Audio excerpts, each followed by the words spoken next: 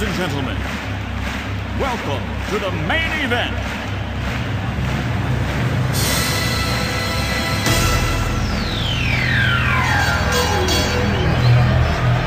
Let's get ready to fumble!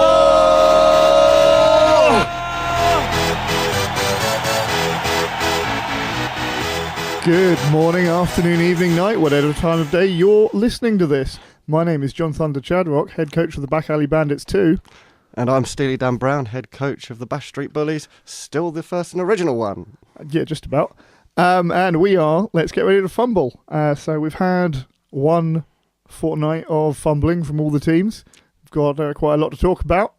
Any interesting news from your end for the Bash Street Bullies? Any change in roster? Anything that you'd like to share? It's a bit of a harsh thing to come off with off the bat, but I had my first fatality of this competition, and it happened to be my goblin. And I'm not going to lie, I'm a little cut up about it. Yeah, man, it must have been really harsh when Matt Doran killed him. Oh, wait. No, it was team-aside. Yes, it was. But I believe the cry at the moment from the coach at the sidelines was, what was it? In light of his immediate death, what was the first response? It's still not a turnover. But I suppose the sacrifice may have been worth it. I mean, it was highly entertaining for me in the next room to hear about that. Yeah, that leads us pretty well. Well, before we do that, actually, we have just a comment from last time about the Sky Warp Fires. I believe we had a small wager. We did. On absolutely nothing, but on bragging rights, I believe it was. Yeah, bragging rights indeed, for what they're worth. The Sky Warp Fires are indeed a scathing team, so I think Steely needs to make an apology to their coach. I do need to apologise for that, and I can only apologise for getting your team wrong. But also, I believe there's a backing where I managed to successfully predict a bet, and oh yeah, but I think the tragic death in inverted commas of Terrell Owens may have been a fix, because didn't he die? He's the first fatality, but he died in turn 5, if I'm not incorrect. So I'm not sure if we can a little bit of match fixing for the Spartan Cup. I must admit, during another game, there was one where you were very close to actually becoming victor. It was top of turn 2 as opposed to midway bottom of turn 1. It was the replacement goblin in our practice game, I believe. Oh no, I mean in an actual league match. Oh, in an actual league. Oh yeah, no, me, yes. Yeah. That was yours. Did you lose in one at that point as well? Oh, I'll get to that on my game report. Which, safely, I think now. Have we got anything else to talk about before we move on to game reports? What have we done? Oh yeah, apart from Blood Bowl, great question, because absolutely no one asked this, but I thought people might want to know anyway. What do we do when we're not pushing toy soldiers around on a pretend football pitch? Yeah, I think our main hobby activities were, in fact, playing practice Blood Bowl sessions against each other. Although I have recently purchased some cheerleaders for my team. Don't have any on my roster, but I think they may just be a nice little addition to have around the side of the pitch. Indeed, thematic. Yeah. Until you pay 10,000 gold pieces for one. I'm not going to get any Goblin cheerleaders myself. Although I did like, as I mentioned earlier, the Dark Elf cheerleaders that were put up in the Spartan Cup group. Yes. So I'm not normally one for models. But severed heads as pom-poms, you can't Yeah, go wrong. I thought it would just make a great team by themselves. If only I had a full-time job. Like, I suppose I could apply for one, but that'd be effort. Yeah, but apart from that, I've played one game of Guild Ball. Been off that for the Season 4 stuff coming up, because I'm really excited about it, but we didn't have all the rules. We couldn't play, yada yada. We still don't have the fish rules. We have got the Mason ones, though. They have been released and they look good. Indeed. But like apart from that, it's just Blood Bowl, isn't it? Yeah, I mean, I've been holding out on Guild Ball until the actual release for Season 4, so Absolutely, I think that's fair. Well, I didn't do any painting. Did I build any models? No, after converting my Goblin team, that was the last modelling I did. Yeah, that's it. Basically, my hobbies at the moment are Holy Blood Bowl. I've finished painting my Dark Elf for my Blood Bowl team, and it was probably a huge mistake because he now looks very similar to another player in my team. He looks very similar to Malcolm Leroy Jenkins. He does. Who's like a smaller version of Tom Shady. To the extent of which in one of our practice games, I did wrongly victimise Mr. Jenkins with a foul, I believe, because I thought it was Tom Shady. But at least you got yours painted. I have to do that before my game with Massey. But yeah, before future games, past games. Let's talk about, well, we've already mentioned your game in passing. So do you want to talk about it? I believe it was against the How Now Brown Cows. It was, and it was a very tight game. Grudge match. Yeah. It shouldn't have been, if in all fairness. I had a very comfortable 2-touchdown lead after, by the middle of the third turn, which is, surprising considering I struggle to score 2 touchdowns across the course of a game, let alone 2 in less than a quarter of the game. So not only here, Doran, is he saying the game should have been easy, but he's mocking you for not being a better player and letting him get double his normal touchdowns in a game in 3 turns. You should do something about that. Maybe kill Tom Shady. But it was. First half I got a little complacent towards the end of it, towards the end of the first half, which allowed him to bring back to make us going into the half at 2-2, and then I really needed to pull my finger out. Yeah, that is how you did indeed win after drawing on score. You have to score another one. Yeah, but I did get very lucky at some point in the second half because my ogre, of all people, managed to make a natural 6 interception. The eclipse of the ball path with his massive ogre mitt. And then I got a little bit cocky with that and was like, well, he's got the ball now. Who's going to be able to bring him down? His Minotaur's off the pitch. He's just got Beastmen. So I just sent him trundling down the pitch on his own. And he got surrounded by 4 or 5 Beastmen and horribly beaten onto the ground. Well, it sounds like he deserved it. But then, the second half was just one drive where I was slightly more efficient on the bash than he was, meant I was able to string it out and get a stroke of the buzzer, bottom of turn 8, touchdown to claim the win. For 3-2 there to the Bash Street Bullies. And I think the only casualty in that entire game, was that Terrell Owens? No, I managed to take out one of his Beastmen with injury. I think it was just a miss next game or a badly hurt. It wasn't a stat down or a fatality. That's a technical 1-for-1, but Matt didn't. I could technically claim it was 2 for 0. No, we've had a ruling on that from Commissioner Steve. Killing your own stunty players does not count towards your casualty count because you don't get SPP for it. A moment of silence for the idea of trolls and ogres getting SPP for killing their teammates, goblins. Yeah. I also feel a little bit wronged with that, even if I do have only one. Yeah. Well, so that was pretty good for you. 3 league points. Yep. Got your first win. And against a veteran team as well. And with that game, I managed to level up my ogre and my and troll. Nice. So now all 3 of my big guys have leveled up once. Sweet news. So really going to be timid against my bye game. Have you rolled for the skill ups? Yes. Cool. Well, we'll get on to more of that later because that is a section. That's right, folks. We have content this week or fortnight or whatever interval we're recording this in. My game. Yes. It was quite close. I think I could have. It ended up being a 0-1 loss, a 1-0 win to Hannah. It could have been a 1-1, but I didn't take a risk when I really should have done. How so? Well, I managed to, by some sheer miracle, after my Doom Diver crash landed, which she's now made a habit of doing. Crash landed deep in Hannah's half. She didn't quite manage to get the ball off me. Well, she got it off me, but she didn't pick it up herself because I still had tackle zones on it, and she only just got a runner back by himself, and he was fine, going into tacks and blitzes on my goblins because I had another goblin there who'd run up and supported the Doom Diver, but she couldn't pick the ball up even with sure hands because of the tackle zones.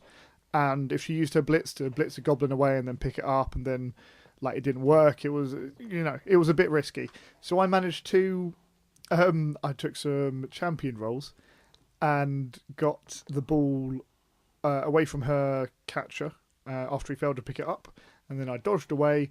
I made it so I was within 1 square of the end zone, but I'd have to go for it, and we had a blizzard, so it was 3s instead of 2s. Always Didn't have any re-rolls left because spaffed them early, and I worked the odds out, and she had to make like 3 rolls, and to begin with, it looked like it was going to be a 4-up and then 2 3-ups. And then when it got round to her, so I didn't go for it. I thought I'm fairly safe because I had one of the dirty trick cards. It was like grease shoes, so I played it, and that meant all go for it. So on a 4 or more. So she worked out she had, she managed to get a 3-up dodge, and then 2 4-up go for it's. She reckoned that was her best opportunity to get the blitz on him. And then I've got dodge as well, so I was thinking like a lot of what she's going to do to me, I don't mind, and she could get a turnover trying to do it. And then she just made all the rolls, got to me, got the true down, and yeah, she didn't score again off it. But if I'd gone for it there, I might have been able to score. And I think retrospectively, from my place perspective, while a lot of people will say don't do things that require you to roll dice, I think if it's a 66% chance to win the game or just get a touchdown, do it. Yeah. So yeah, it was fairly close. My goblins gave a good account of myself. My troll actually made 3 throw teammates. Like, not just didn't fumble, actually got the pass. One of them was out of 3 tackle zones, so that was just a straight you need a 6, which he failed initially, but I had to do it to try to get a touchdown. And so I risked a loner reroll and got it, and then he made it. So that was nice. Yeah, because in that situation with 3 tackle zones on, does make it literally a 6 is the only for a success. Absolutely, and I couldn't risk taking the block rolls because most of them were uphill against walls and block, so that wasn't going to work out. But it was fun. Casualties.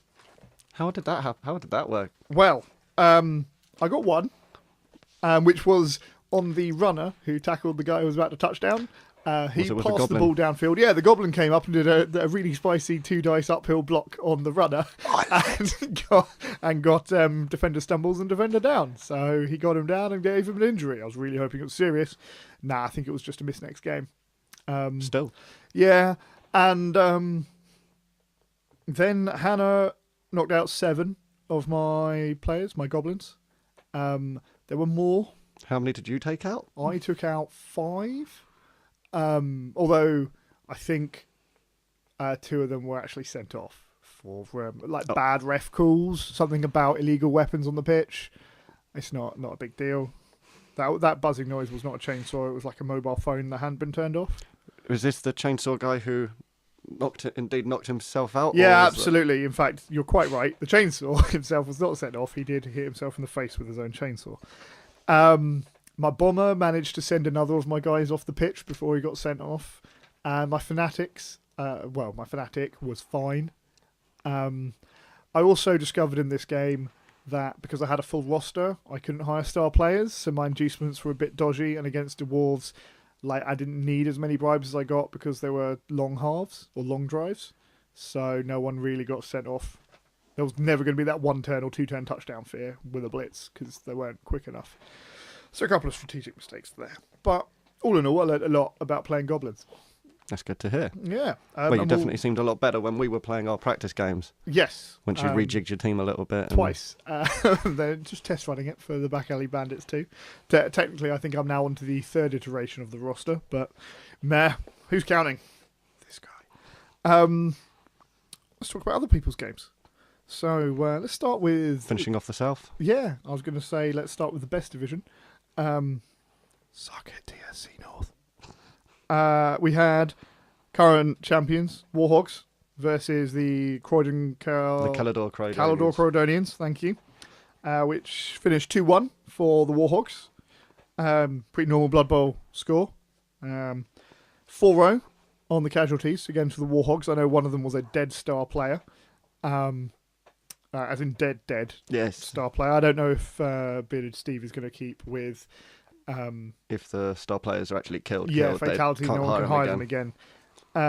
Which is going to be a worry for me because I'll go through star players like nobody's business. One thing I did manage to observe in that game was, I think it was just after John had scored his first touchdown, and the Elves were finally given a chance to play with the ball, it was an instant response. It was two activations to get the touchdown. But no, that was the very beginning of the game. Oh, John set up and he tried an asymmetric deployment, which I don't feel comfortable about for OCD and tactical reasons. And he accidentally, he claims he left an accidental gap, but I don't know if he was being nice or if he was trying a new strategy on the other side. But he left a gap on like his left side, and the Elves rolled a blitz. Oh, that way was it? So they just took advantage of that gap, and there was, I think, half of the Elf team was in the dwarfish side of the pitch before the game technically started, and so there wasn't much John could do about that. Yeah. I think he might have tried to stop it. I know we were having a practice game, so I couldn't see it all, but I think he might have tried to stop it. But like, even with only like half their movement used, the Elves are as fast as the dwarves, so it would have been tough. Yeah. And after that, I know there was, I think it was 1 touchdown and a half, because John managed to just make it a long drive.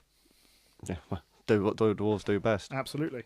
As the death roller came out second half, I don't know if it caused the casualty on the star player, but I can't remember myself. no, indeed. Because we were, as we said, playing our own practice game. Indeed. But it looked like it was a well-enjoyed game by both players, and I'd rather a star player died than one of my team, because like star players, You only get them for a game anyway. because we're not allowed to roster them, sadly. Yet. Next season. Then we had the South London Blades and the Lost Boys. That was an entertaining game for the bits that I did catch from it. Yeah, it was. I was slightly closer because again we're having a practice game, and we So I mean, Johnny hasn't played. He has played. He had a game against me. I think he had another warm-up game, but like he hasn't played properly in a long time, and the rules have changed in a couple of subtle ways. Yes. So it was for him quite still fairly fresh as getting back into it, because even though some of the rules hadn't changed, like it's been a few years. I don't want to name them in case I get it wrong. And it was what, John Parrish's first yeah, game, or did he play a practice game he beforehand? did not in fact read the rule book that was lent to him, and he watched a couple of videos, to quote the Lost Boys coach, watched a couple of videos on YouTube about how to play and understood that sometimes they roll dice. So that finished 3-1 to the South London Blades, being Dark Elf team, just to clarify there, versus the Lost Boys, which are our Lizardmen guys. Casualties were 3-0 for the Lost Boys. Yes, So and they all happened towards the very end of the game when there was no chance of really coming back to score touchdowns. Managed to bruise the way through to some sort of moral victory. Yeah, absolutely. I mean, and a touchdown, I think. Yes, narrowly missed out on getting a second touchdown to make it 3-2. But that still means, like, so Johnny would have got 9 star player points, plus whatever, but John also got 9 star player points, because it's 6 for the 3 takeouts and 3 for one of the touchdowns. So, advancement, he's not that far behind. No, just on the table. Yeah, whereas we'll get to my advancements issues in a bit. And again, in your game, it was quite close as well. It was like 9-6 because you're both veteran teams, it works out differently. Yeah. So that was that. Overall casualties in the South Division lie at 16. Oh, really? Yep, 7 of which were my team. So that's going well. So that's not including, that's just casualties inflicted by the other team, not amount of people who have actually... Yeah, that's just casualties as in scored for the Golden Fist. The total amount of touchdowns is... Quick math, slow math. Talking makes me add up slower. 13 touchdowns. So 13 to 16 was that? 13 touchdowns to 16 casualties. The only one not to score any touchdowns was me. Yeah. But did you say Dawn didn't get any... He did not score a casualty. Yeah, so we actually had 3 players who didn't get any casualties, which was Doran, it was the Croydonians, and it was the South London Blades. The only real surprise there is the How Now Brown Cows, really. Well, against a team of peak physical condition as mine, it's going to be difficult to do so. Mate, I took out 2 of your big guys and I knocked out the 3rd in our practice game. Yeah, but you had strength like 7 fanatics or whatever, 6 fanatics. They were goblins. Man up. They still Yeah, got but they're fanatics. They got the stunty rule. God. These chaos people. No wonder you haven't won any wars recently. So yeah, that was a pretty violent start to the league. Yeah. I mean, it's somewhat powered by my really cavalier attitude to the lives of my players, I'll be honest. I think I left 1 goblin to mark 4 dwarves. That's what you got to do. Well, he died.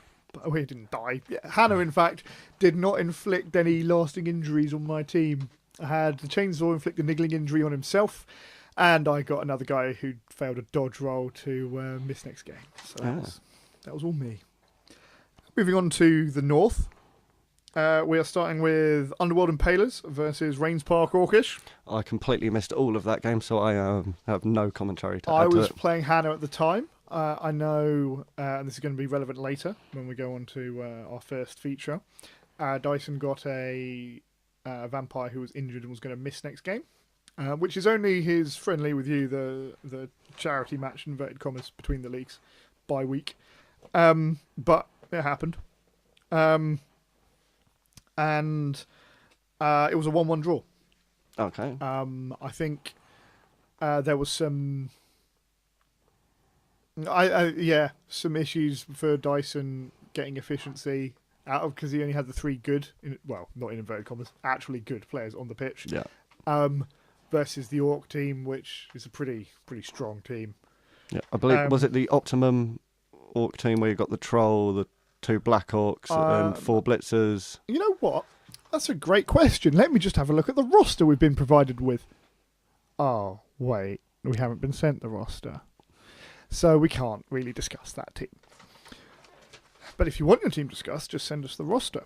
Ideally, we'll have a starting and a current person. That's our personal preference, so we can really talk about you guys and make you feel extra special. The casualties, just around that match off, was 2-0 for Rains Park Orcish. For the record, I think he's gone somewhere. He might have gone I think he's gone 2 Blitzers, 2 Black Orcs.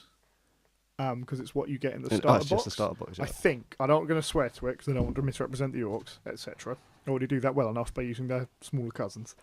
But I think it's still... the Orc team's still fairly beating out of the box because it's the 2 Black Orcs and it's the 2 Blitzers. So that's quite strong.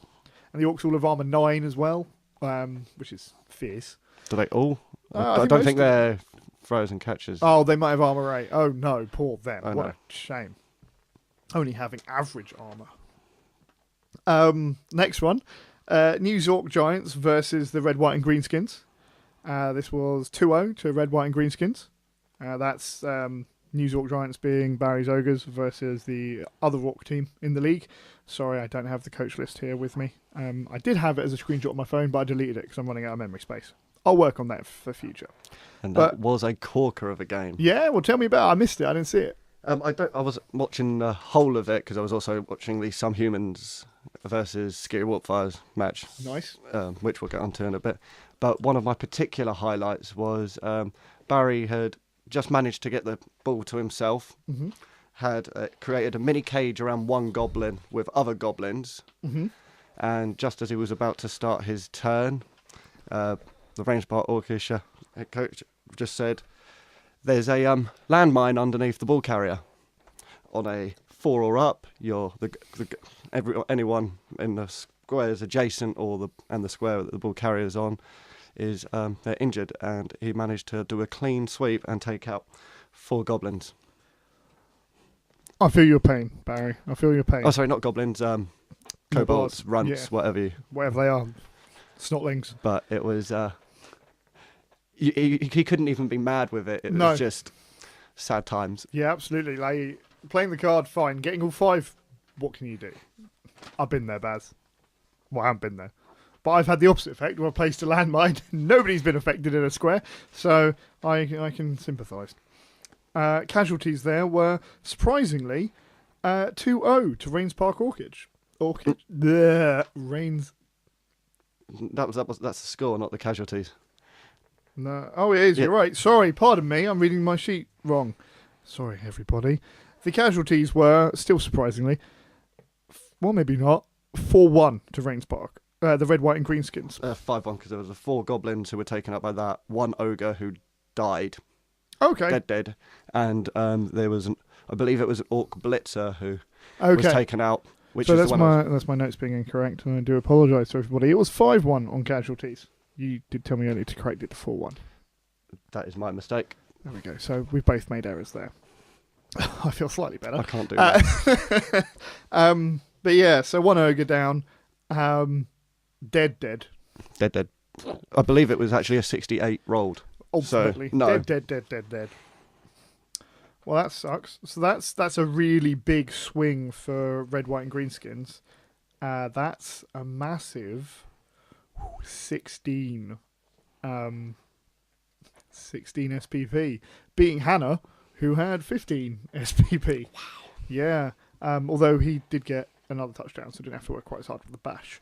I don't know how the SPP works for those with the goblins being killed by the the rants being killed you're by right. the card. I don't know No, if they would have don't generate SPP, so they can't be claimed for the Golden Fist. So 1 takeout officially. Yes, I believe that was the case. Okay, 1 for the Golden Fist competition.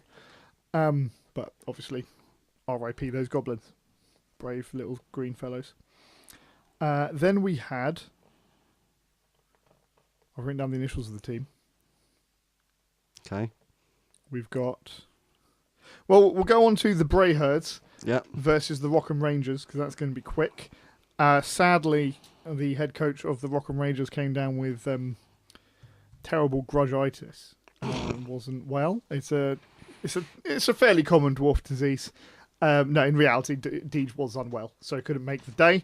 Meaning it's a 0-0 draw with no casualties on either side. But I believe his opponent Andy got both MVPs, and we witnessed the roll for his gold. It was 10,000. 100,000. You're quite correct, because you can't do that on 2 dice. You can't roll a 1, because I'm smart. He rolled a 10 for money, just to clarify, and it's 100,000. Brings him a step closer towards his Minotaur. Yeah, the dream, which I hope that's what he calls his Minotaur, actually. The dream. The dream, because it is, for each season. Yeah, so that was, unfortunately, quite short. Yeah. I've remembered what they are now. It's the last game is the Sky Warp Fires and the Some Humans team. That was a 3-1 victory to the Sky Warp Fires, which is really good considering Some Humans is a veteran team. But they are Skavens, so they do touchdowns a lot. Casualties. Both of his gutter runners were taken out. To be fair, the gutter runners didn't do anything in the previous game. All those touchdowns came from his blitzers. Yeah, well, blitzers are blocks, so they're pretty good to start off with. Really high casualty game. 4-3 to Some Humans. So still getting some good SPP numbers there for Dan. And getting pretty competitive towards the Golden Fist. Currently we've got... No, there was another game, but we don't have the scores down for that, which was Bearded Steve's game, the New Phoenix Patriots versus... Oh, I don't know. I should be able to get it up. Yeah, we should be able to find it here. But yeah, we don't have the stats for that game, unfortunately. In future, we'd be happy to comment on bye games. We don't have all of the match reports that everybody kindly put up in the group. Oh, no, sorry, that was the bye week game. Yeah. That was their bye game, not exactly. league game. That's what I mean. So, but we'd be happy to comment on those. I don't know if they count towards Golden Boot and Golden Fist. So I know the SPP counts, and that's about it. Yeah, and injuries. I think they do count towards the awards, so that's fine. So that's I think everybody enjoyed their first round. Apart from Deej and Andy. Yeah, fair. Which is unfortunate. Well, I mean, Andy's probably still quite okay about it. Let's be honest. He got 100,000 gold, if I can remember the numbers, and 2 MVPs, so that's not bad. That's pretty good. So well done everybody for getting your games in. To begin with, that's always a feat. Well done, Bearded Steve, for herding us cats to get our games in. I think the first couple of weeks it might not be that much effort, but later on, especially when people start thinking, "Oh, I'm not going to win," they don't really care about the Spoon Bowl. Everybody cares about the Spoon Bowl. Well, on the note of the Spoon Bowl, we have had an official ruling, have we not? We have. So, Spoon Bowl has the only the only official or like rules based controversy in the Spartan Cup across both divisions was the Spoon Bowl.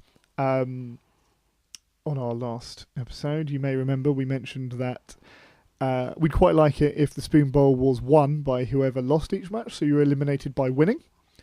And then we'd also like it if at the end of the season there would be a Cup Winners' Cup, where the winner of the Spoon Bowl got to play the winner of the entire... Of the actual Spartan Cup. Of the actual Spartan Cup. And that game, like, there's a swap of titles. I mean, officially, obviously, whoever wins the Spartan Cup actually wins the Spartan Cup. But for fun. For fun. And because I'm not in a threat of really getting involved in that except for the spoon, because I think even if people concede against me, there's a strong likelihood I may still officially lose the match. So yeah, I think that's cool. We had an official vote, John Parrish being the only person against it on the basis that he likes to be different. Yeah, well, he changed his vote just before the thing ended to, and I quote, cause chaos. Yeah, indeed, because otherwise there was indeed too much order. We're going to talk a little more about John Parrish's team in a bit, because we're going to do a section on skill ups for early in the league for new teams. Sorry, all you veteran teams, but you've had your time. You've had your SPP. It's time for new star players to have a chance at the limelight-ish, kind of. In the meantime, though, before that, I do want to talk about our last roster theme. That's a subject that's quite close to your heart, I believe. Yeah, well, it's been it's been on the books for the back alley bandits a lot. It's a reracking. So there is a rule in the Spartan Cup rules pack whereby you can't sell your players, etc. But what you can do is fire your entire team, all your coaching staff, etc., and then rejoin the league as the same team. So it's got to be the same name, it's got to be the same species, but you essentially get a new starting roster, so you get another 1 million gold pieces, and you hire a new team off that. And 3 players have taken that opportunity after the first game. There's myself, Barry, and Dyson. So that, just for the clarity, that's the Back Alley Bandits, the New Zork Giants, and the Underworld Impalers. I think we've all got fairly similar reasons. I think definitely yours and Barry's are. I think Dyson's is a slightly different reasoning behind it, but I think that's more due to a slight error in judgment of having, 5 rerolls he had? He has 5 rerolls and 3 vampires. I think he's going... I don't know this as a fact, so again, I apologise for misrepresenting the coach. But I believe he is going to 4 vampires and 3 rerolls. So, and the other thing is he's got his vampire missing a game. He got another casualty. I think it was a thrall, but I think it was a stat bust.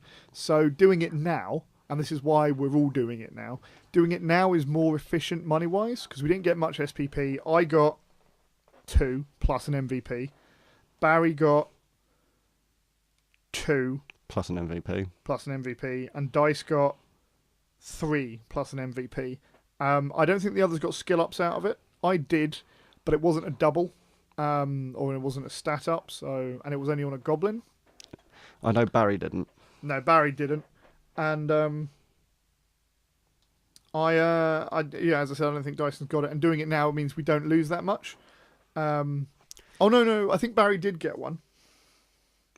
I'm just checking here. I have a note from the coach of the New York Giants here. No, he didn't. I believe his ogre who did something didn't get there. Yeah, he said if the MVP had gone to the guy who caused the casualty and he rolled a double or strength, he would have kept it. I think that's fair. Yeah, I think that's a fair. And basically his little note to me. Thank you very much for sending this, Barry. By the way, he trades 7 SPP from across the entire team, not on one player, for essentially 140,000 worth of gold, because he doesn't have to rebuy like the ogre to make up for it, minus whatever gold he won in the treasury. It's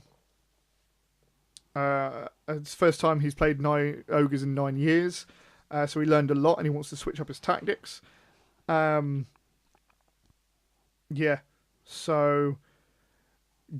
it's just a lot of design mistakes essentially in team composition. He makes it clear at start and finish. He definitely enjoyed the game, so it's not about his opponent. He wasn't rage quitting, and I agree with that. That's the same reason I'm doing it. I've actually gone through, as you know, I'm on my fourth. Actually, I'm on my fourth version of the Back Alley Bandits. Thinking about it. And how have you got on to this? How have you approached this composition differently from previous iterations? Well, in the of first team? one, I maxed out my roster of 16 players because I wanted to spare people for when the goblins either died, got knocked out, or my secret weapons were sent off. But then I couldn't hire star players because you need space on your roster. Thank you, David Dyson, for clarifying that for me. Definitely useful to know at the beginning. A little late. Yeah. So I didn't have any star players against Hannah, which was, since using them, has definitely improved my chances, and I think would have given me a much better chance in that game. And then the next one I did, I played someone else. You increased the number of trolls you had. Yeah, I don't think I played another game in the middle though, where I played with 2 trolls. Maybe I played you twice. You did play me twice. Okay, there we go, problem solved. But I increased the number of trolls I had to 2. In my so the first one I didn't change the roster. I was just trying out star players. Yes, you had a troll star player. I had a mercenary troll with a skill up, and I had Madcap Mix, which I enjoyed, but I learned that the second troll was really good, and I kind of didn't want to be paying for that each time. And then in our next game, I had rejigged the roster a bit, so I had 2 trolls, but I had the bare minimum of players to put on the pitch. So I had 11. How did that work out? Well, after my 3 secret weapons got sent off, 4 because one of the star players was indeed a secret weapon, I didn't have anybody to put back on the pitch. In that game, it wasn't that noticeable because you seem to have taken out about that many players off my team. I was very aggressively using, because I'd learned in the game against you before, you want a long drive. The Dwarves want a long drive. I'm playing Massey next, so having secret weapons on the pitch is actually a problem for teams like that, because the longer you let them be on the pitch, the more they can get out of it, and eventually, like those fanatics, as you found out, are going to get casualties. And they're really, really reliable. Even when they're hitting my own players, because I choose the dice, and I'm rolling 3 dice against my own dudes, even if I choose to use crowd outs from my team players, I'm probably going to get a push. Well, and I've got dodge, so I've got like a half chance on each dice. In my defence with that long drive, that only becomes an issue when I take out my own goblin again. I think in every game I've played so far this season, including our 2 friendlies, I have taken out, KO'd or injured my own goblin. Well, that's fair, but I mean, I would have definitely gone for him as well, because your goblin is like the only person in our entire division that my goblins can go toe-to-toe with and not have a disadvantage. So I'm happy to go and punch him with 1 goblin, even though I only get the 1 dice. And so I learned there that having the extra troll on my roster was really good, and also against Massey I can potentially hire Ripper as a star player to have 3 trolls on the pitch, because he doesn't count towards my roster. I also had, I think it was a grand total of like 5. It was 4 rerolls. Because one of them was leader or pro, wasn't it? No, I got one off. I don't have any skill ups, please. It's a new team. I re-racked. Good point. No, your whatever it is. We got it off the kickoff table. Yes. Yeah. But I've decided since then that I'm going to drop 2 of those rerolls, go back down to 2, but that gives me 3 spare goblins, which I can cycle around on the pitch a bit more. So that's the plan. Really, it's because I haven't played goblins before. Having come from elves where everybody's really reliable and the rerolls are worth more, because when you do make 1 mistake on like a pass on a dude who doesn't have pass, or a dodge on a dude who doesn't have dodge, the reroll's almost guaranteed because it's a 2-up. So whereas with the goblins, while the chance of passing a 3-up with a reroll is slightly better, like 2% better than a 2 or more, it means you've used a reroll. So 2 or more without dodge, you can still use a team reroll on. Yeah. So I'm still suffering a little bit there with the loss of stats and general competency that comes with it. So learning to play teaches me a lot, just like Barry says. I think Dyson is the same way. He tried something out and he's done it enough now, because I don't think he got that many practice games in. He had 1 versus me. He might have had 1 before his main game. But after that third game, like, he's just made that decision, and now's the time to do it. Yeah, makes sense. So you can rack up some guilt-free SPP against me. Well, I mean, yeah, there's that as well. You could always go hard now that he's not. Well, no, he's kind of telling me that because of the difference in thing, he's going to be bringing a Helmut Wolf in as a star player, and he'll have 4 fit vampires. I'm thinking about playing it incredibly safe and benching Tom Shady for the game. What an absolutely cowardly thing to do. Well, I'm trying to level up my goblin so I can... Oh, yeah, sure. Because obviously, rookie What an goblin needs to excuse. be leveled How up. many players on your roster? 12. Cool. So all you have to do, Dice, to get his... just don't put Helmet on the pitch until you've taken out one of his players, or he's thrown his goblin into the crowd or something, which is, getting to be his tactic, because that's a guaranteed takeout, basically. Funny it counted. Yeah, if only. So yeah, that's re-racks. I think we've really covered why you should do them. Yeah. I think later on it will just be so costly. I think maybe with other teams, noticeably, it's myself and Barry who are tier 3, and Dyson who's playing a lower tier 2 team. So they're the ones that are most likely to suffer the re-racks, and they're the ones who are going to benefit most from doing it early when you've got a chance to regain it. And I traded away a skill up. I'll tell you what though, if the last practice game that we had was a practice game, I would have re-racked. No, a league game. Then I would have re-racked there and then. Oh yeah, because we rolled what I actually did to your casualties, and I killed both big guys, didn't I? You killed my Minotaur and my Ogre. Yes. Yeah, didn't quite get the troll. I just killed KO'd. my Goblin again. Yeah, you killed your And I think you got a couple of stat downs. 2 stat busts on your my Marauders. Yeah, on your Marauders, and yeah, absolutely. If you were a fresh team. No, even as a seasoned team, that's all of my it's aside from Tom Actually, that's Shady the with point. my strength with my G5. Yeah, because you're down would have been it. Like 300,000 odd off the big guys alone. Ouch, man. Because the Minotaur had to stat up as well, didn't he? He did. Not stat up. Skill up. Yeah, that's fair. Which brings us on to our next segment of Indeed. skilling up. Dum-dum-dum-dum, more skilling up. We'll have to. I'll get a soundbite for our music editor next time on that. Yeah, so this episode's skill up section is about season starts and early progression. As I mentioned earlier, all you other teams have already made your decisions, so we're going to talk about newbie teams who have a chance to make good ones. It's always difficult, especially after your first game when you've probably only got 1 skill up, maybe 2 if it's a high touchdown game. Because what do you do, And, I mean, you often talk about the Chaos Pact or the Chaos Renegades needing those skills.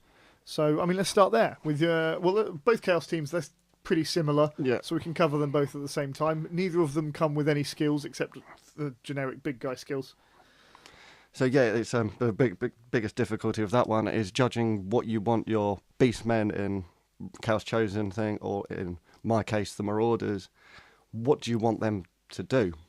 Do you want, in my situation, I'm going to be going first. Half of them are going to be built to being added onto the line, so giving them their block, guard, things like that, so to muster the line. So I'm not too reliant on my big guys, because if I'm too reliant on the big guys, that's when mistakes happen. They get taken out, and it becomes costly. And then, but I also want to get at least 1 or 2 of the Marauders to have pass and maybe even catch if I get the doubles for them, so that they can actually contribute something, and I'm not at the fate of animosity all the time. Absolutely, that's a fair point. I think similar, again, because he's playing Chaos Chosen, Doran's got extra arms on a couple of guys. Because do you get access to mutations straight off the bat as well? I do, and on singles. And on singles, brilliant. So, like, for your football guys, you can still build them that way, so at least they get extra to pick up the ball, and I think it's to intercept and handoff for extra arm. So, you've got options there, and I think, yeah, you don't have any skills to begin with, but obviously your positional players, in inverted commas, for you it's the 3 big guys, and you do have positional players in that you've got the different species. You've got the Orcs, you've got the Dark Elf, you've got the Skaven fella, you've got the Goblin. Yeah. For Chaos Chosen, they've got the Minotaur, but they've also got 4 Chaos Warriors, and I think They're great for the line of scrimmage. everybody underrates Strength 4 instead of a skill. And I think Strength 4 is is really good, especially because the Warriors are still AG3. Like, Yeah, they're still incredibly handy. yeah, they're AV9, they're move 6, so they're not. I think they're move 6. They might be move 5. Yeah, I think it's 5. Yeah, even with move 5, like the other But benefits. they're not going to be charging out for these blitzers. They're there in that big huddle in the middle. Absolutely. And if you've got one in the middle of a cage holding the ball, like they've got to break more people in to make sure they don't get not just crowding out, but I'm strength 4 base, I'm a Chaos Warrior, you're strength 3, so well done for not being crowded out and peeling everybody, but you've still got 2 uphill dice. Yeah. So I think there's things there, and I think it would be interesting to see some more. I mean, Andy maintains that he's playing more football, but I haven't seen his Chaos Warriors get any mutations that help with that. So there's a challenge for you, Brayherds. But yeah, so like you said, you've got to look at what you want those players to be doing and dedicate them to do it. My added point there would be get skills that help you get SPP. Yes. So, for example, we can talk about the Lost Boys here because John has a skink with a skill up, and I believe he's under advisement from you. And from experience from that previous game. Yeah, he's got jump up, and there are a number of good things that you can get in the agility.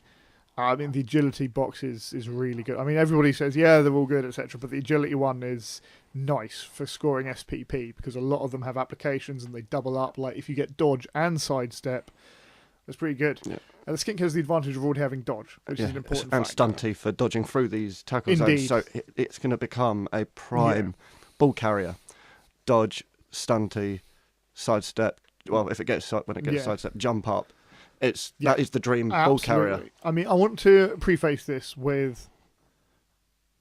Well, no, actually, we won't preface it. We'll get onto that in a bit. But talking about jump up, it's a really good skill. You just don't suffer anything. And with stunty and dodge, he can dodge out of a tackle zone if he's still in one on a reroll and run and get things. And that's going to enable him to have extra speed on this guy, so they're more likely to get those touchdowns or enable him to get touchdowns and the win. And that's how he's going to get that skink from being like kind of good to being a star player, because now he's going to be getting a touchdown every game-ish, you know. You'd like to think so. But he's got this tool he can use to get touchdowns reliably. Because they're fast, they move 8, like with Go For It, so they move nearly an entire half in a turn, so he doesn't have to put too much effort in. And so he's got all of those advantages. He can give it catch, so it can run away ahead of time, and even if it gets knocked down, it can jump up, and it's got its full movement to get free.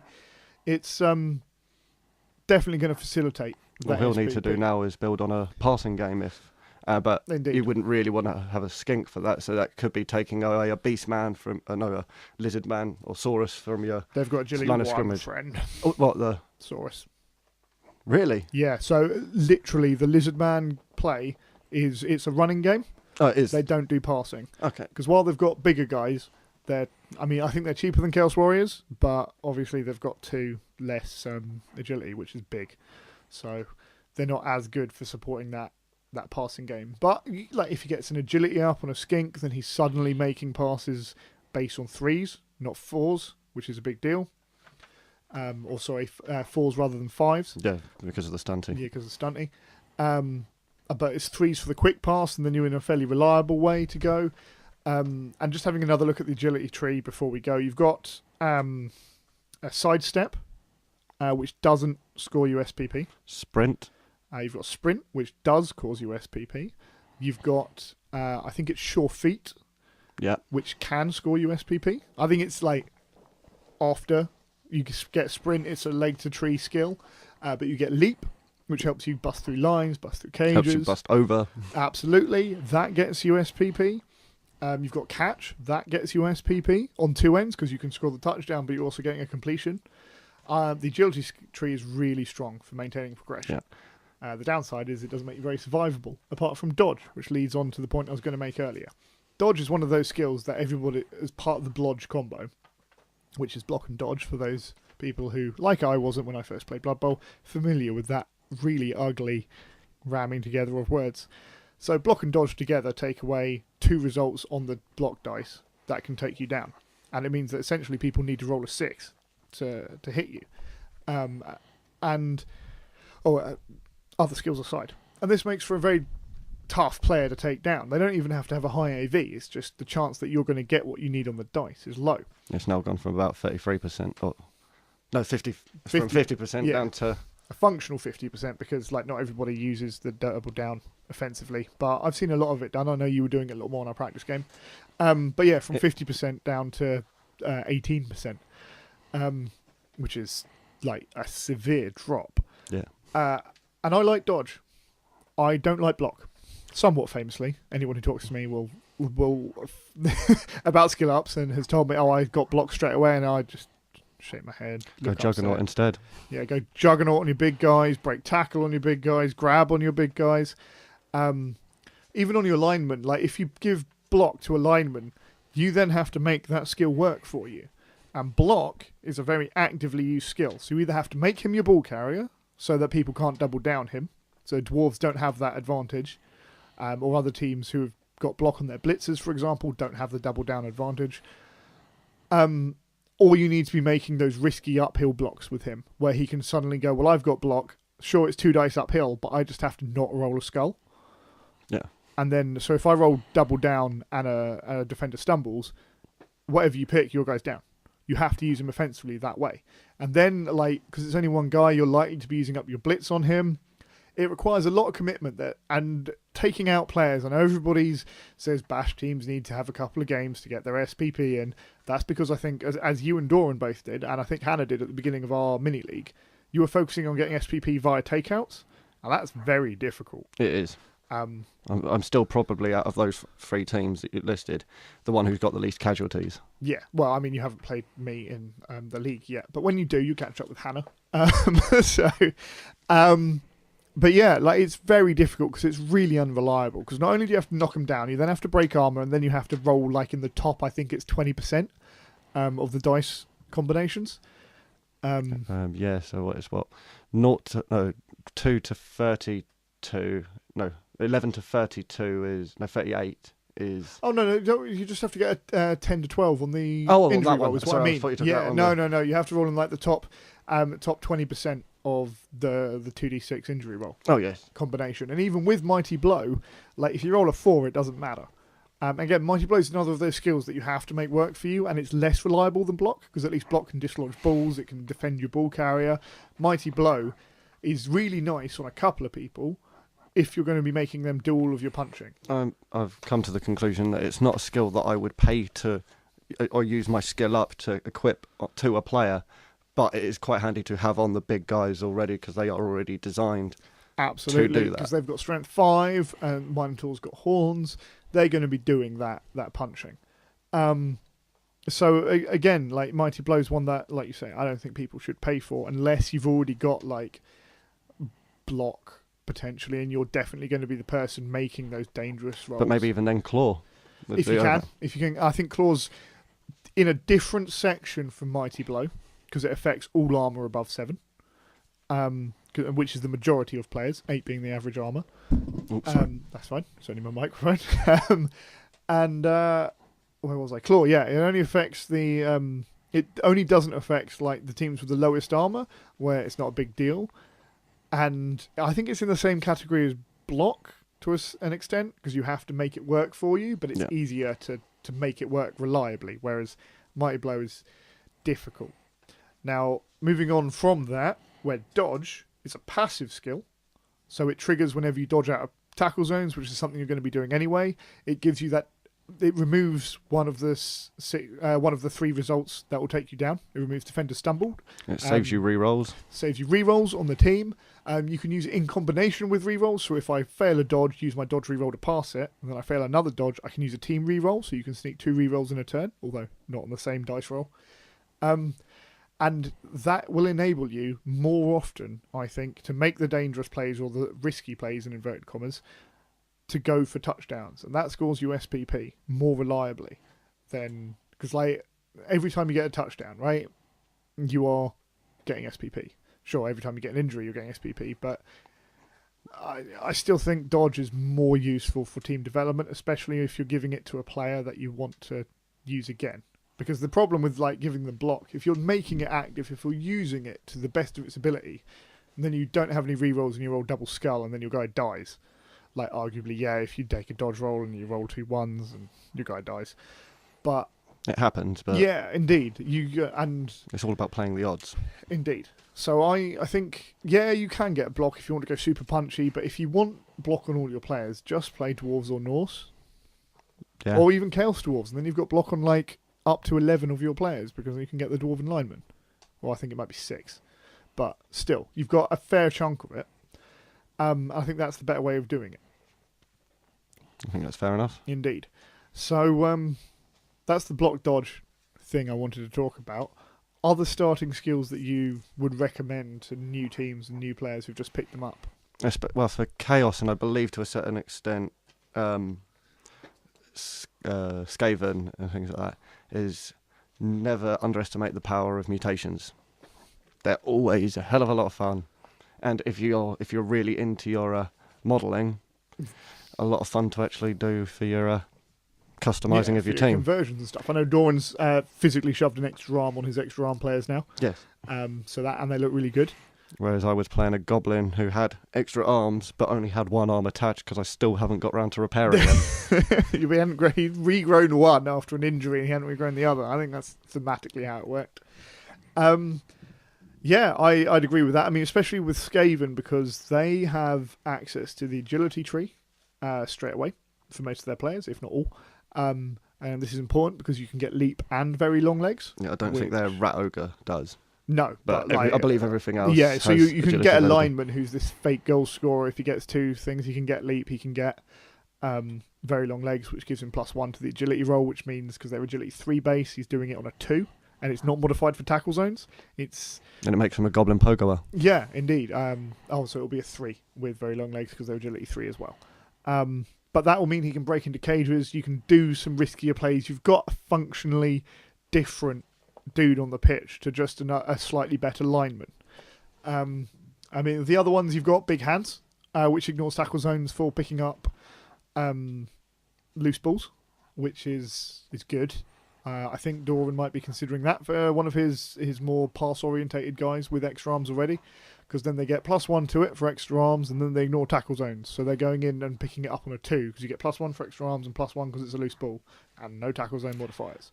And then you've got things like tentacles and things like that, which are great for grouping people in, making it difficult to get out. Indeed, and a special note to prehensile tail with Skaven, because I believe rat ogres have it anyway. This gives people -1 to dodging away from your tackle zones. So that, in conjunction with tackle, which stops people using the dodge skill to get a free reroll when they dodge out, it means that like even your elves, even your stunty players are looking at it. Well, suddenly, if I'm dodging to an empty space, sure, I get the +1 for it being an empty space, but I don't get my reroll because you've got tackle, and I'm at -1 because you've got prehensile tail. So it's a 50% chance I'm going to turnover. So that's really nice. For Chaos teams, and I think when it's often overlooked. Yeah, I don't think I think I seldom look down that sort of line for it. And then there's 2 heads as well. Always handy. Which is it's +1 to dodge rolls. I believe so. Yes, because they're almost like looking so they can see where they're going. So again, this is something that's quite nice if you don't get your agility, but you want a more football orientated player. We've mentioned claw. There's a couple of other interesting ones. Disturbing presence. Yeah. Which makes the people less likely to be able to pass. Yeah, because I always get confused between that one and foul appearance. Well, I mean, like, let's be honest, I got confused about it because I have to apologise for Hannah here. I misplayed that rule in our game. It wouldn't have made much of a difference. For the record, if you can get foul appearance as a mutation, that's much better, in my opinion, than disturbing presence. But I don't think you can. I think that's an extraordinary one, which I think is only on Nurgle teams and the Yeti. And on the special play cards. Oh, yes. The Helm of Many Eyes. Helm of Many Eyes. So, yeah, that's that. We haven't really talked about the strength tree much. We've talked about Mighty Blow, and I haven't given that a very good rep. Strong Arm. Always handy. It's good for fling teams, because it means you can use the full. No, it doesn't. No? No. Do you just get +1 on passes? I believe that's the case, yes. Oh. You can still it's no longer the equivalent of... The Hail Mary. No. Okay. Fair enough.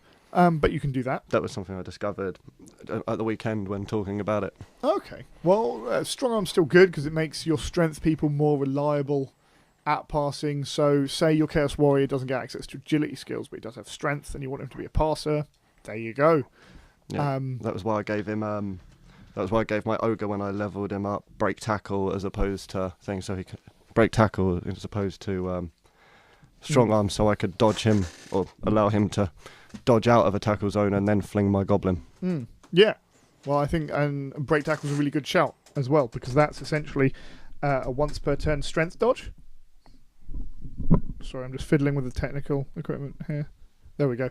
So hopefully Steely will be a little louder and you won't have to listen to my offensively loud voice the entire time. Yeah, so break tackle I like. That's a really good pick. As well known, in our little mini league, I definitely recommend it on Minotaurs. And Juggernaut. Juggernaut is a really nice strength skill, and it applies to a lot of big guys because they can't get general skills on a normal skill up. They have to get double. And a lot of people like block on their big guys, which is fair enough because you're going to be definitely doing those tackles with the big guys, and there are some times when you just don't get the roll you need, and because of loner, you can't really always guarantee the reroll. No. So I found that out the hard way. Yes, several times I think, which is a saving grace for us little guys. But Juggernaut just means that when you're blitzing, it turns the both down into a push, or you get the option to turn the both down into a push, which is tactically nice because you can still take the double down if you want, if you really need it, and you can afford the turnover because most big guys have, I think the Minotaur's got armor 8 and the Yeti has armor 8, but apart from that, they're all armor 9 or above. Yeah, I think the Rat Ogre's also armor 8. Oh, okay. Well, fair enough. But that's only because it's a squishy rat anyway. Yeah, well, I mean... Oh, not so squishy rat, but... Yeah. We'll see. Armor's not the be-all and end-all, anyway. Says the guy with armor 7 across the team. Definitely not sore. It was my own fault. I picked them. Well, you did all right with your Elf Union team in the previous league where most of them were armor value 7 as well. Yeah, they were good, though. Yeah, so that's not break tackle. That's Juggernaut. Other good ones include grab. Grab's really nice because when you get a push, you can choose where the person goes. And this is nice from Rat Ogres and Minotaurs because you can actually redirect your frenzy charge. Frenzy means that if you do not knock someone down if both people are standing after you roll a block and you've blitzed, you have to go again anyway, don't you? It doesn't even matter if it's a blitz. Yes, block or blitz. Yeah, so if you roll the block dice at any point, and you get a push and people are both standing afterwards, you have to make another roll. And with grab, it's just nice that you can redirect that, and you can also put people towards the edge of the pitch, and it enables you to actually throw them off the edge of the pitch.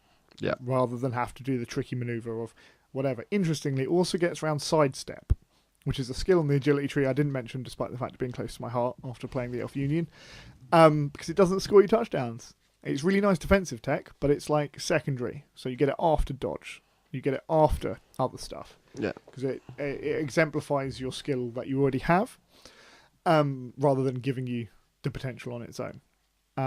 So yeah, grab's nice for that reason. It stops people using sidestep, which normally enables the defender to choose where they get moved to, adjacent to their current square, whereas grab allows you to choose adjacent to their current square. So if you've got grab and you blitz someone who's got sidestep, they cancel out and it just goes back to one of the free squares? No, I believe grab, the way it's worded, says it ignores the sidestep skill in the same way that tackle ignores the dodge skill when you block it. Okay. Which I'm really looking forward to playing another whole team with linemen that have tackle and block and AV9. This league's just not going to be fun until like week 3 or 4. But it'll be fine. I'll just re-rack again. Well, week 3, you've got me. Yeah, so. and I know I can almost beat you with my goblins. Yeah, because you can fling better than I can fling. Well, I don't know. My Doom Diver can't land despite the help. He can do most of the time. It was just when he does it, doesn't end well. Yeah, absolutely. 50% of the time it works every time. Yeah. Well, apparently it's meant to be 66% because I get +1, but yeah, as is. Well, moving on from that travesty, we have general skills to talk about before we move on to next week's fixtures, etc. General skills are A, general, but also B, very good. Yeah. Oh, we've got passing as well. We'll move on to that. But general gives you sure hands, which is good for ball retrieval. It gives you block, which some people like. I don't know any other general skill. Frenzy, you can pick up frenzy if you like, which is tactically useful in some circumstances. Can be, but I've always found it's the very definition of a double-edged sword. The amount of times that my Minotaur or someone has got me caught out of position because I've ended up having to frenzy and not been able to manoeuvre him into a handy position. Indeed, but it's also good for pushing people off the table edge because people normally dwell on that like one square free, because if they get knocked down, then they can't be hit again, and even if they are hit, you usually don't have someone who can get in the right place without blitzing, which you don't want to use up. But Frenzy gets around that. Other ones on there, obviously Sure Hands gives you the reroll to pick up the ball, which is useful on a lot of like throwing models, like even if they're not a designated thrower. You also have Tackle, which, as we mentioned, gets around not block. The other one, Dodge, which is good. There's Strip Ball, which if you push someone with the ball, then they drop the ball. Yep, it's always a handy one. I think it's probably one of my favourite general skills. Yeah, it's very. I had it on one of the Girls in the Wayland Wanderers, but it never came up. I got it specifically to deal with Hannah's block team because I couldn't knock him down as reliably, and I thought it might be tactical. And then all that lineman did in that game was pass. She made 3 passes in the game, completed 2 of them. So. Nice. But, I mean, other general skills? I know there was more, but I can't think of any. I actually can't think of any off the top of my head. No, Should have done some research for this. Yeah, Fend, of course. Fend is a great one. Is that general? It is general. It's not agility, sadly, otherwise it'd be on all my goblins. But that means people cannot follow up. Juggernaut gets around this, so you can still follow up if you want to. But Fend is a great way of dealing with models with Frenzy, or it gives your team space. Yep. A really good high-end example of this is the Bretonian team, where all of their linemen, who are pretty bad stats-wise, 6-3-3-7, they all have Fend. So even if you engage them and fight them, what you're doing is actually disengaging them, unless you're double downing them, at which point, like unless your dwarves are a high-end block team, you don't get any benefit out of. So that's another nice one to pick for survivability. Doesn't score your touchdowns, but in conjunction with things like sidestep or dodge, it is very useful. So what's shadowing then? What does that... Shadowing? Oh, we also didn't talk on the note of shadowing about diving catch and diving tackle in the agility tree. Diving catch allowing you to catch a ball that falls in a space next to you. This includes loose balls. So if you drop the ball, you get a second chance to pick it up. I believe it's still a turnover because you failed the catch, but you've still got the ball. Diving tackle is similar to shadowing in that it triggers when people dodge away from you. And so diving tackle is simpler to explain. Essentially, after someone has rolled the dice to dodge away from you, you see what the result is, and then you can choose to say, I'm using diving tackle. You put your dude with diving tackle face down in the square they've just vacated, and you deduct 2 from whatever they've rolled. And this can cause a turnover. There are very few skills that can cause a turnover for your opponent. So like if that elf has got away with a dodge on a 3 or more and they don't have any rerolls, you can be like, well, I'm going to change that to a 1. So sure, my guy is down, opening him up for potential fouls, but if it's a turnover, it's immediately my turn. Yep. It can force people to use rerolls, which is great. But like that's like 60, 70,000 gold pieces a time. So that's really good. And shadowing is complicated. But I love it. It's nice and can potentially and causes the potential for turnovers. So shadowing, when someone dodges away from you, you roll 2 dice and add your agility. I'm not sure. And then you questioning. You roll 2 dice and add your agility, and then deduct your opponent's agility. Which in most cases, because like the Dark Elf Assassin is the only person I think who comes with Shadowing base, he's Agi 4. So essentially, a lot of teams, it's 2d6 plus 1. And I think if the result is 7 or more, you move into the space they've just vacated. Yeah. Which doesn't cause a turnover in itself, but if someone's trying to dodge away from you and you shadow them, they have to make another dodge roll. And then you get to use another shadowing roll. It's not once per turn. It's once per time someone dodges away from you until you fail to shadow that model. But if another model tries to dodge away from you, you can shadow them. So it's free movement in your opponent's turn. You don't have to take dodge rolls or whatever for it. and it can cause turnovers because you're causing more and more dodge rolls. Yeah. So that's a very good point. I'm not sure if that's agility or if it's general. I can't remember off the top of my head, but you know, that's why I brought it up under general. Because I indeed. thought it could have been one. Yeah, I think it might be, and it's a very interesting skill, but it requires complicated use. So I wouldn't recommend it for new teams unless you want to get really spicy. Last tree is passing, which has pass, which we re-roll passes, generally good. A lot of top tier teams have it on their throwers to begin with. I think all elf teams do. I believe so. Although dark elves don't have a thrower model, so they don't have someone with pass. But it's just generally good. And if you can get someone with pass, then immediately they retrieve your ball and they can make that pass in the first part of a drive when you're attacking. So it's really just generally useful. Yeah, then you've got Hail Mary pass. Hail Mary pass. Always a lot of fun. Fantastic. So you just have to not fumble, and you can put it in. You can target any square on the board, and then it scatters 3 times. Always a turnover, even if someone catches it. But I think you have to target an empty square as well, so you can't target one of your players. I need to look into that, but it sounds I think about that's the case. And it scatters 3 times, so if you're not clever or you take risks, then it can scatter off the board, and that can be a problem. And it does always cause a turnover, but just do it last. I know some humans have it on one of their players. Drunk Phil.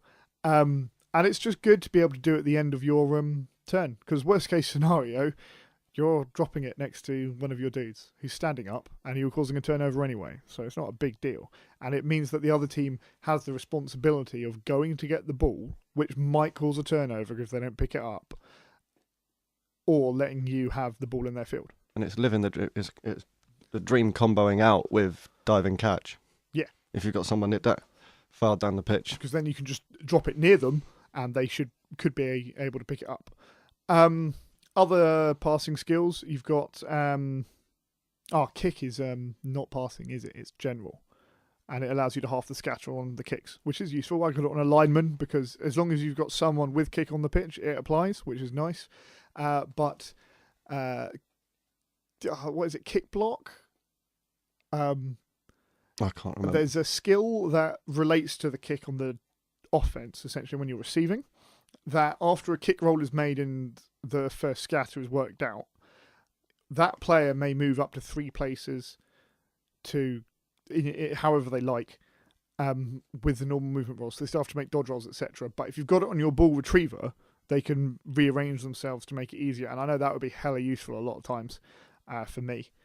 Not that I get general skills. You do on doubles. I do on doubles, you're right.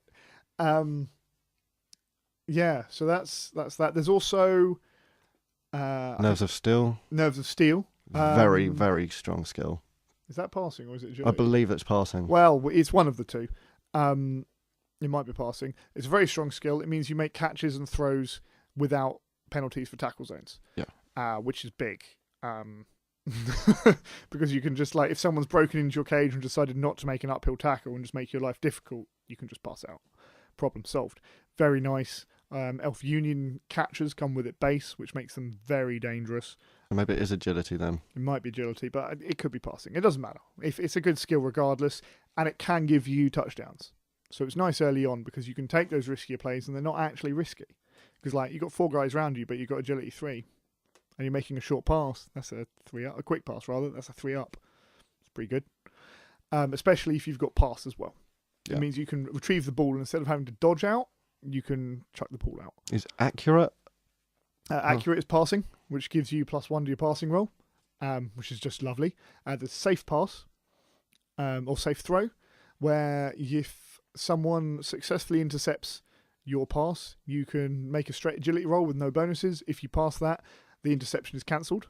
And I believe Brutal. It stops them getting the SPP as well, because the interception isn't complete. Which is really nice just to spite your opponent, but extra nice because the interception is cancelled. And I think that's all of the passing ones I can think of. I mean, there are probably more skills than we're discussing here, but we're looking at low-end skills for newer teams that might be more useful. And any skills we can think of off the top of our head. Yeah, absolutely, that might be relevant later on to build towards. Let's pick 2 from each tree before we finish here that we'd recommend for new players. So, you first, in general. In general... Not great for the general skills. I don't have many players that No. are available for general, so it's not a tree that I've looked too in depth in. Fair enough.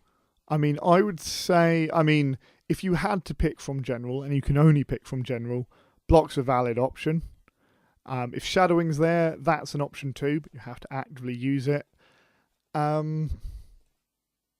Strip ball, definitely worth considering.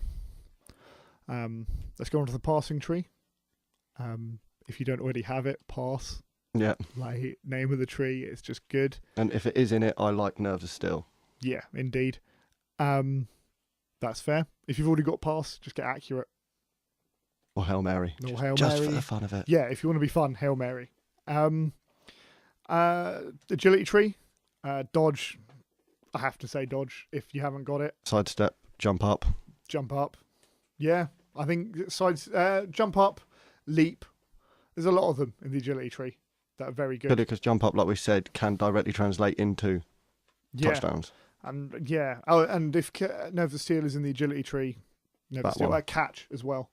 The agility tree is full of stuff that gets you touchdowns, so it's worth considering all of those.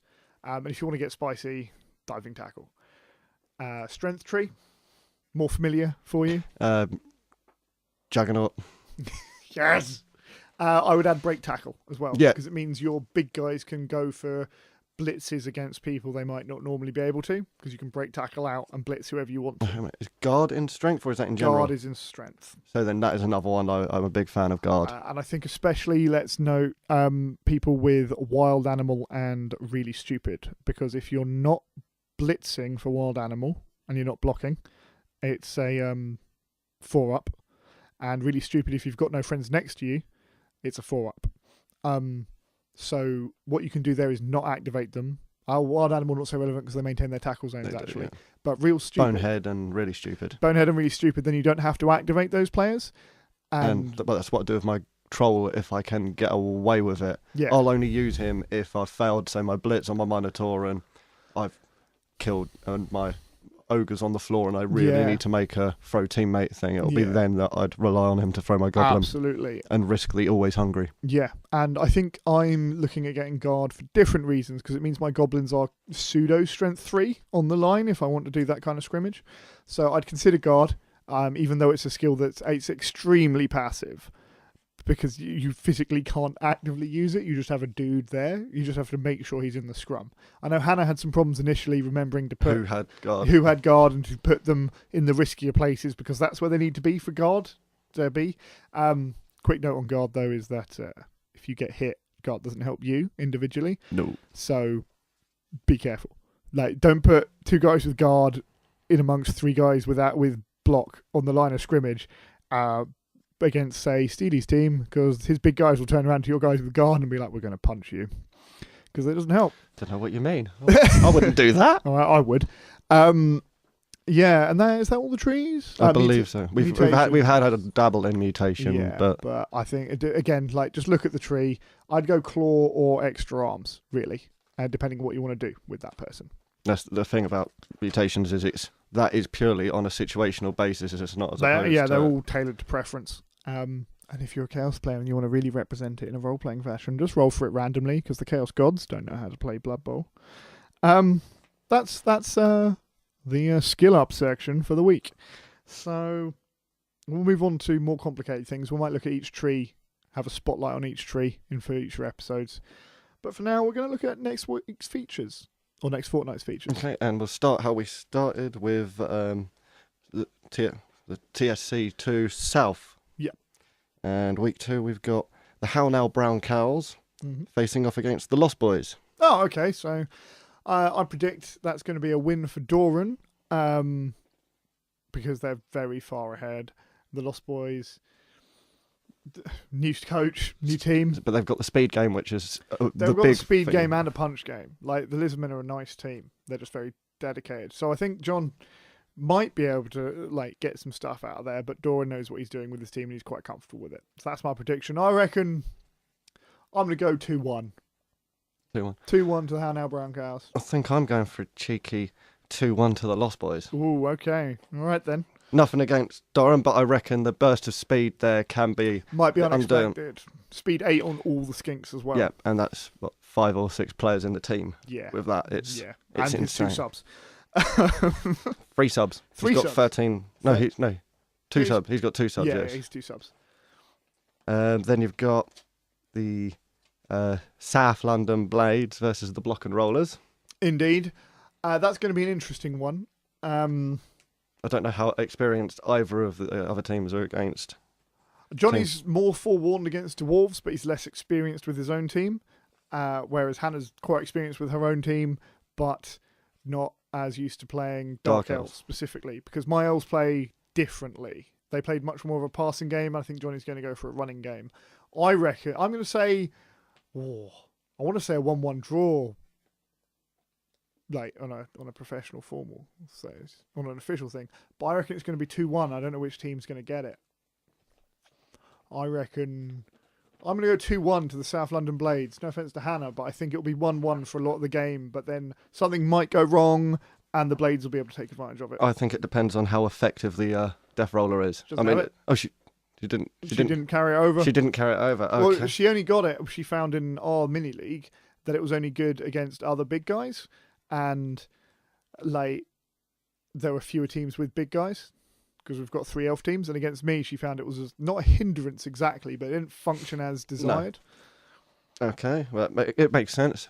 Okay, so what she got run for it? I haven't seen her roster then. She's got 2 runners, 2 blitzers, 2 troll slayers, the rest linemen, and 1 lineman sub. All right. But they're all dwarves, they're all solid. So I reckon it's going to be 1-1 for a long part of the game, and then 2-1 at the end with a surprise takedown. Then touchdown. God, I still don't know these technical terms. And then after hearing that, I think I'm going to go for the actual 1-1 draw. Okay, fair enough. Well-rounded, 1 score a half. Yeah. I think grindy game. Yeah. Then it's a game that you've been dreading for a while, the Back Alley Bandits 2 versus the Warhawks. Back Alley Bandits 4, sorry. accurately. Yeah. I suppose dreading's the right word. I had, if I'm honest, I had some reservations about Massey himself, but having spoken to him a bit more now, I don't have those. They were inaccurate worries. I just don't want to play an entire dwarf team because they've got tackle, which gets rid of my dodge. They've got block, which exemplifies the issue I'm going to have with strength 2. It's just going to be the matchup's unenjoyable. I think I'll still enjoy the game. Yeah. I don't think Massey's going to do anything to make it unenjoyable himself. It's going to be fun, but I don't see myself winning. I reckon we're looking at... my pitch for the entire season was to get 1-1 draws the entire time. Out the window in the first game when I flunked that and didn't take the risk. I will be taking the risk if I get the opportunity against Massey, but I think it's going to be 1-0. You reckon? I'm going to... because I can grind it out in the first half if he kicks to me. And in the second half, I can slow him down enough, I hope, to... Because I get 500,000. I get like half a team worth of inducements. So it's not just my team. I think I'm going to have the ability with this amount of inducements. Oh, we're going to talk about inducements, won't we? We'll have to do that next time. Yeah, no, that's cool. It'll be more relevant next time anyway. Good thought, Steels. Yeah, so I've got enough inducements that I think I can put up a fair fight. So I'd like to get a 1-1 draw, but I think it's going to be a 1-0 win for him. I'm not going to talk about casualties. Whereas I think I'm going for I reckon you've got the capability, having played you practice games, to get these touchdowns. So I'm reckon maybe 2, maybe 3-1. So you're going down for a loss, but you're going to score. Yeah. I'd put money. I think that's where I'm going to put this down as the bet of the week, that you're going to score. So what I have to do to win this bet is just not score.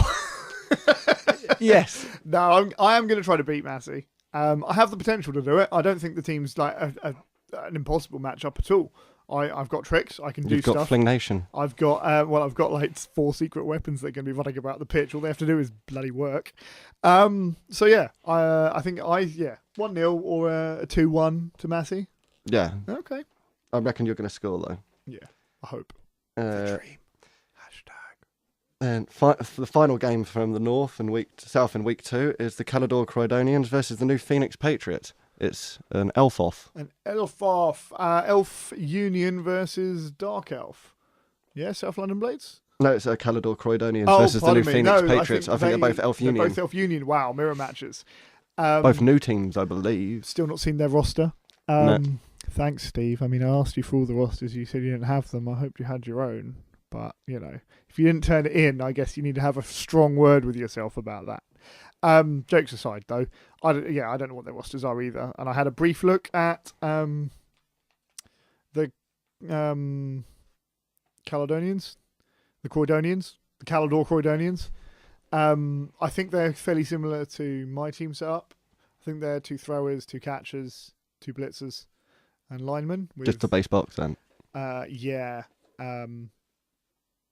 Although I didn't actually have that, I only had 1 thrower. So they might be different. I don't know what the New Phoenix Patriots have got either. So I'm going with the 2-2 because there's not going to be much fighting. They're not going to stop each other that much, and they've got the tricks to get around each other because dodging away from another elf is still a 2 or more. Then just for that, I reckon because there's going to be a winner, I'm going to go 3-2 to someone. All right, that's fair. You don't think they're going to be diplomatic about it? I'm not picking a team. All right. I wouldn't want to chance it. Okay, so what's our next one? Now we're on to the North. The North. Which opens up with a quite interesting matchup with Rains Park Orkish versus Some Humans. Oh, okay, so we're out of the box stuff. Rains Park Orkish being a new team, though. Newer, because they've obviously played a game. 3-2. 3-2 to Rains Park Orkish. I think that's a fair result, although I do want to see Some Humans do well, even just for the naming. Yep, I do. Drunk Phil and Sober Phil, heroes, both. But yeah, okay, fair enough.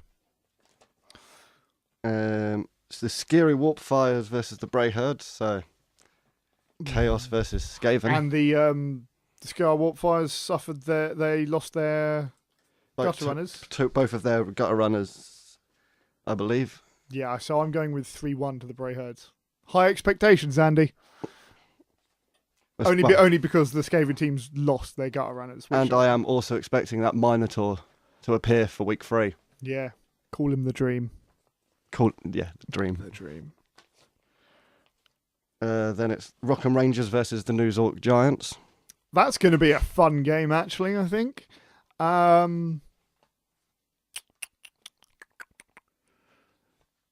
2-1, New Zork Giants. Oh, Barry's got his game face on now. I'm going 1-0 Rockham Rangers. Okay. But I reckon it's going to be a very similar affair to your week 1 against the Block and Rollers. Fair enough. Well, I don't know. But maybe more balanced on the casualties because those ogres can inflict some real damage. Yeah, Barry has players who can actually inflict damage, yes. Next one. And then it's the Red, White and Green Skins versus Master Splinter's Youth Club. Oh. I want the Skaven to win because they're footballers. So I'm going to say 3-1 to Master Splinter's Youth Club. Ooh. I'm getting high scores now. Taking risks. Also, you might notice that the scores in the North Division for me are higher because I want less competition in the South. Because the Red, White and Green Skins are now missing a blitzer. I think I'm actually going to... I don't know how many casualties and stuff were given on the Master Splinters Youth Club. I can't remember off the top of my head. I didn't. No, they had a bye week They didn't did they? have a bye week. So, yeah, if they had their bye, I don't know what the result of their bye game was. Well, they were against the New Phoenix Patriots, so possibly not that bad. So, yeah, I think I'm going to give it to them. I'm going to give the win to them.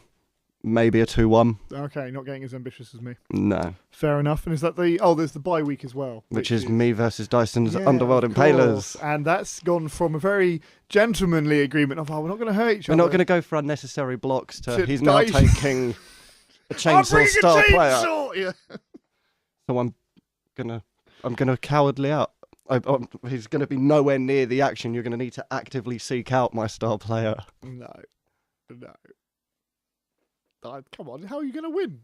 How are you Doesn't gonna matter when. I'm there to. Tom Brady up with more SPP. I don't need to get him any more SPP. It's all about getting Julio Bones some points. Oh, is that your new goblin? My new goblin. Didn't hire any back alley. No. 1-3-3. Okay. But I have tasked some of my friends who've given me names for, who also watch American football, to give me ideas for names for my next goblin or anyone who passes away. Okay, cool. And the best one I've been given out was Le'Veon Hell. No, I like that. I really like that, especially as it fits with chaos and not just bashy American football. Yeah, indeed.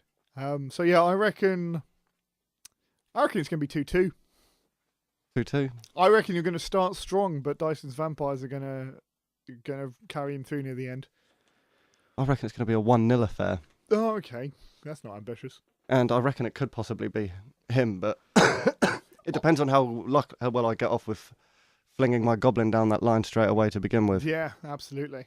Unless you want to, give a second coat to the far end of the pitch. So, pick of the week from the north. I want to watch the Lost Boys game. That's the south.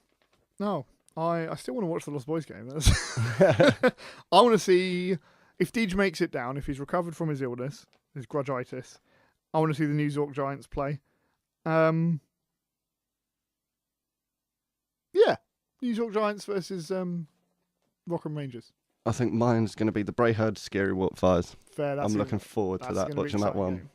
Cool. And from the south? I want to see the North Boys. North Boys? God, I'm just falling apart now. The Lost Boys. The Lost Boys. I want to see the Lost Boys game. I think that's my pick of the week as well. Yeah, I think that's going to be fun because it's against Matt, isn't it? Yeah. I think because John and Matt know each other really well. They obviously do their podcast. There's going to be some banter. And John clearly doesn't give a damn. He wants to win, but if it goes wrong, he's like, oh, well, I wish I could maintain that level. I'm going to throw this many dice into a block. Absolutely. Bonus time. So, yeah, that's that. I also want to see your bye-week game with dice. So if you let me know when you're playing that. I will do. I'll see if I can make it down. Right, so now to the final section of the segment of the thing. Questions from the audience, yes. Now, I only put out the question post. There was one on Tuesday. I don't know if you found that before we came down to the dead zone. That is the studio. I've got one set of about 5 questions. All right, we'll do them. That'll do. It's getting on. We don't want to turn into some long, drawn-out podcast that's really bad because all they do is talk about rubbish. Roll better. # podcast bans. Well, okay, and 3 of these questions are all from the same coach. Okay. Which is John Massey. Oh, okay. First one, how do you think the first games have gone? Well, we covered them. I think they went quite excitingly. Let's have a look at this roundup. Quite well for some teams. I think a couple of people are going to be disappointed. I think Dyson might have been not disappointed that he didn't do better. Like he didn't expect to beat his opponent, but disappointed he couldn't have done better with the team, and he's annoyed about the setup. I know I'm a little disappointed in myself for the same reason. Barry would have been frustrated, but I made it very clear that he had a great game. So yeah. I think everybody enjoyed it. I think everybody's going to come back for round 2. Any surprise results? No.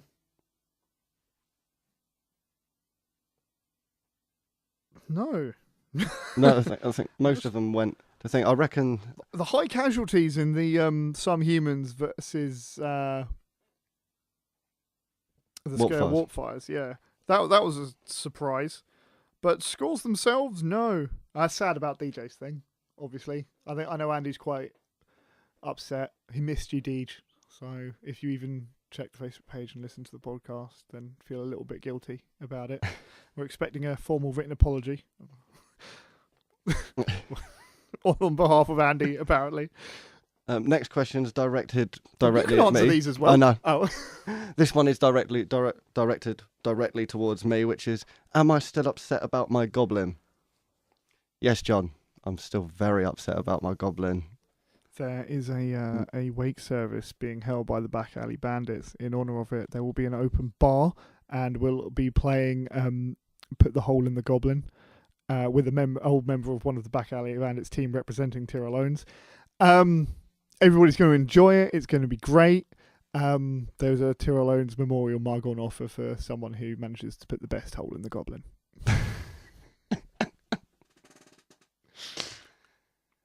Sorry about this. Phone's just gone off again. That's all right. You took the photos. I'm not going to complain. Yeah. I'm holding a bit of paper I've torn over the course of this recording. All right. Reracking is one thing, but any tips for those who are soldiering on with less than 11 players would be appreciated. What inducements would they be eligible for according to the current league rules? Okay, who's this from? This is from Johnny. Johnny. Okay. Oh, I suppose actually, he's down to 8. I don't think he had a sub. No.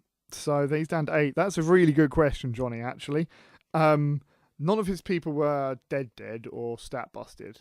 Were they? I can't remember. If you got 2 stat bust, you should re-rack. That's my actual serious advice, because your players are so expensive, and if they're underperforming for that amount of money, then you don't want to have to drag that kind of dead weight. But if they're all just like badly injured or miss next game, look at star players. I think star players are the best inducements for the money. The ones down the low end tend just to be better versions of players you've already got, but that doesn't mean they're bad. I know for Dark Elf teams, there's someone Dark Spear. She's a Witch Elf. She's got Frenzied Dodge. She doesn't have Block, but she's got something else to compensate. I think it might be Juggernaut. She's crazy good. She does have the highest all-time fatality rate, according to the NAF online, for star players. She's died the most across all NAF tournaments. Oh, really? But she just does so much stuff. Like, she blocks, she blitzes, she frenzies, she scores touchdown. Like, she is good. Is Terran Red Venom still a valid star player for I've Dark never heard of him. All I know is he was one of the best looking miniatures from Blood Bowl 2 and Fair 3rd enough. edition. Got big skull on his armour, stands like that with his Mohawk. fin. Yeah, Nice. with the fin, and he looked awesome. Well, I mean, I would say look at star players to fill that void. Note that if you can't afford a star player that you think will be useful or that you can make work for the money, you still get Journeyman. And optionally, you can also hire mercenaries, which is an expensive alternative but can fill your positionals. Journeyman is only ever the lineman. Mercenaries can fill your positionals for an extra 30,000 on top of the player cost. So depending how far you are behind, and if you need your positionals, maybe don't replace a runner, for example, for your next game, but blitzers definitely. And I would always recommend apothecaries and bloodwiser babes. Yeah, absolutely. Especially for an elf team, a dark elf team, because you're more willing to take the fighty risks because you've got that AV8, and you can still dodge out later on agility 4. The wandering apothecary stacks with a rostered apothecary. If you don't have an apothecary, John, definitely get one. For your roster. Recommend it, as I am without one currently. Yeah, and even for like a bashy team, especially bashy teams, almost when one of your star player goes, like your important players rather, goes dead. Like if John Massey loses a Troll Slayer to me, he's not got an apothecary. Like that is gonna suck. So get one on your roster as soon as you can. If you can't afford it on your roster because you don't have the money after your game, I don't know what your treasury is. I definitely get a wandering apothecary. And who's he playing?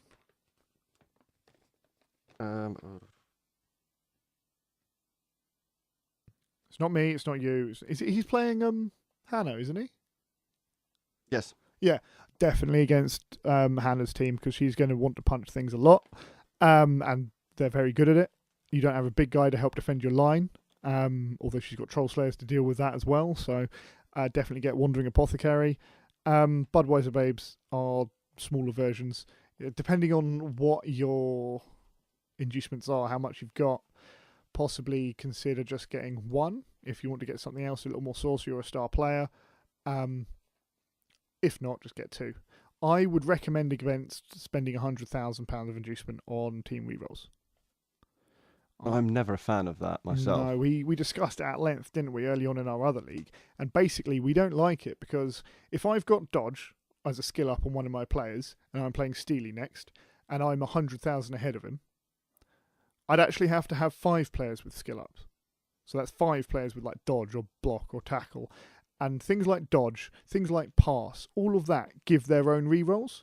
And if you spend 100,000 on one reroll per half, you're getting 40% of the value because you're getting 2 rerolls in the game. But like that dodge one can be used every turn. So, yeah, think strongly before you just buy the rerolls. And finally, what are the Spartan Cup's rules on inducements? Is it Death Zone Season 1 or both Season 1 and 2? I believe it's actually in the Spartans rule pack provided by Steve on the Facebook page. Mostly to be more helpful. Do check the rules document. We don't have it in front of us. That'll be homework for next time. We'll bring it with us and we can shuffle paper and things when we have a desk as well. Yeah, potential visual aids in next episode. How exciting. Yeah, so I think it's Death Zone 1. I know you can't get wizards or anything that was in Spike magazine rules. I don't think it's Death Zone 2. You can't get the infamous coaching staff, which is a shame because some of them are really nice. Like the Goblin one is 50,000 and brings you 3 bribes. That would be handy. He's nice. He also counts as like 3 cheerleaders or something. But we're not using the infamous coaching staff. So yeah. Generally Death Zone 1 is probably your best buy. But you can't get cheerleaders or assistant coaches with inducements either. Because they're coaching staff. Yeah, they're only built during team creation or bought as additional to your roster. Yeah, well, you can get like wandering cheerleaders and stuff. You can hire them. I was unaware of that. Yeah, they cost 20,000 for each one, so it's double the roster cost. But we are not. It's not part of this league's rules. I wouldn't get them anyway, unless you had that much inducement specifically left over. And I think that's the end of those questions. Yeah, that's about that. I mean, thank you very much for listening. To begin with, all of you. It's been, we've had fun. Steely's nodding. Yes, I've got to remember that it's not a visual podcast. No, yet. Not yet. So, exciting spoilers. Our studio producer, Mark Chaddock, thank you very much. Thank you, Mark. Has mentioned that he might be able to set up a video system for this, so we might be able to do something a little more fabulous. So it could be a feast for the eyes and the ears. Indeed. Oh, I like that. What a tagline. Let's get ready to fumble. A feast for the eyes and a feast for the ears. Or maybe the other way around. We'll work on it. But yeah, so we're looking into that. That's going to be fun. We are going to be doing an interview with the coach section. Besides talking to each other. Like, we're not going to do that for our first 2. I've mentioned it a couple of times in the group, so it'll depend on who's available.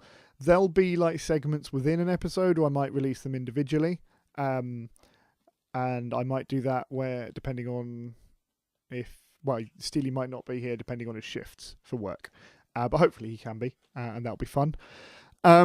What we do ask, again, is can people send us their rosters? So we were going to discuss 2 here, but we've gone on for a bit already, and I made one roll better joke, and in all fairness to them, they are an entertaining podcast. So I don't want to drag on more. We'll have like a section on rosters, and we'll talk about it in more depth. So thank you for those who have sent me their rosters. If more people could, that'd be great, and we can do some comparisons. I don't think I've got anything else to say. I think that's me all covered as well. Oh, indeed. Well, I've been John Thunder Chadrock. And I've been Steely Dan Brown. Thank you for listening, and I hope you have fun Getting ready to fumble. Y'all ready for this?